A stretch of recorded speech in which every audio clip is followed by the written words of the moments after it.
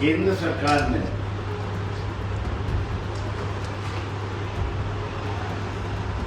एक बयान दिया है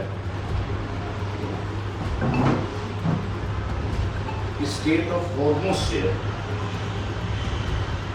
तेल का जहाज जो है वो भारत आके पहुंचा है।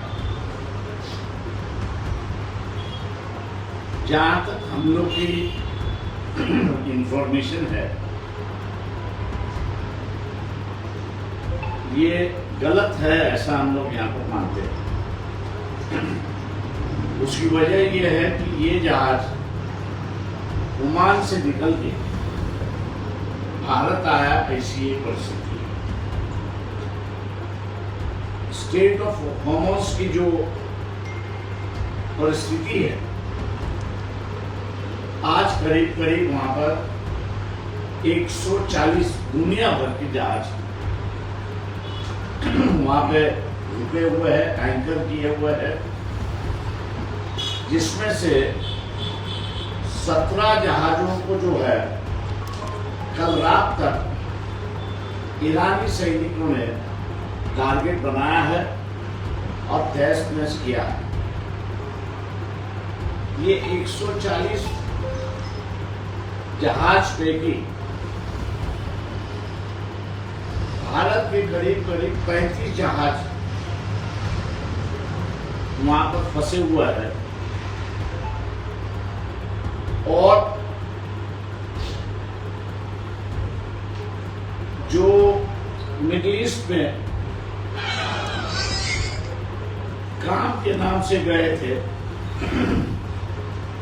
उनका जो है एक आने का रास्ता बनाया था। ऐसे इन जहाजों से आने का एक रास्ता बनाया था, ऐसी एक परिस्थिति है। लेकिन जो जानकारी मिली है, वो जानकारी के मुताबिक 1100 भारतीय नागरिक इन जहाजों में फंसे हुए हैं। ये इनिशियल जानकारी है। इसमें और लोग हो सकते हैं, ऐसी एक परिस्थिति है।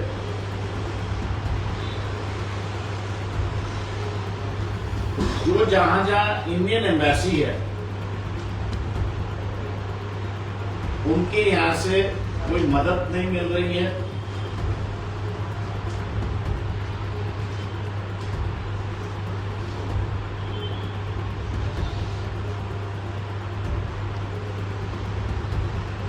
ईरान और इजराइल अमेरिका के युद्ध में भारत सरकार की भूमिका कोई स्पष्ट नहीं है और इसलिए वहां का स्थानिक नागरिक जो है वो भी कुछ मदद नहीं कर रहा। मिडिल ईस्ट की जो आम जनता है, ये ईरान के साथ में ये दिखाई देती है और भारत सरकार जो है वो किसी के साथ में नहीं, ऐसी एक परिस्थिति। सेंट्रल गवर्नमेंट से विनती करता हूं, जो भारतीय नागरिक फंसे हुए हैं या जो मदद मांगना चाहते हैं, जो वहां से निकलना चाहते हैं,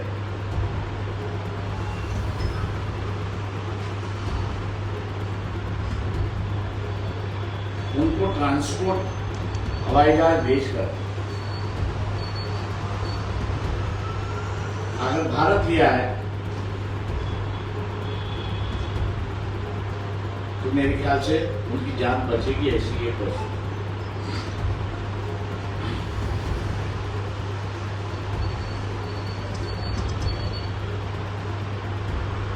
ये युद्ध खत्म होने का कोई रास्ता दिखाई नहीं देता है।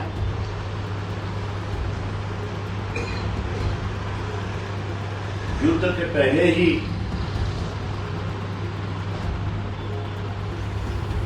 नरेंद्र मोदी इजराइल जाके आए। वहां उनकी क्या बातचीत हुई ये बताना जरूरी है, ऐसा मैं मान के चलता हूं।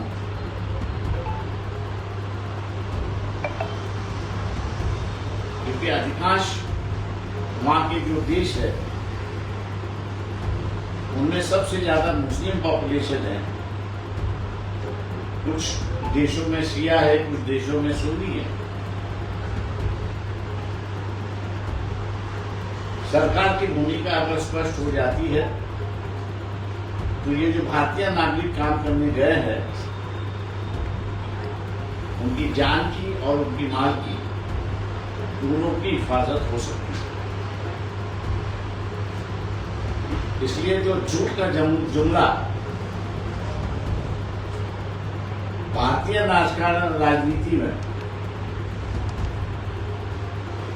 सरकार की ओर से किया जाता है, मैं उनसे मानता हूं कि इंटरनेशनल राजनीति पे वो ना करे तो अच्छा हो।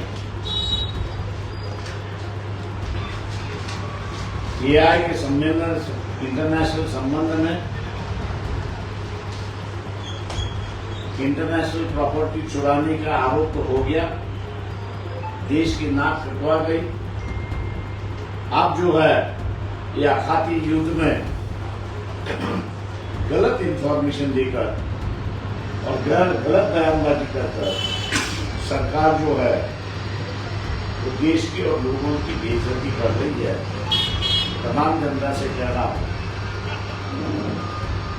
कि आप भी सवाल पूछना शुरुआत करना चाहिए।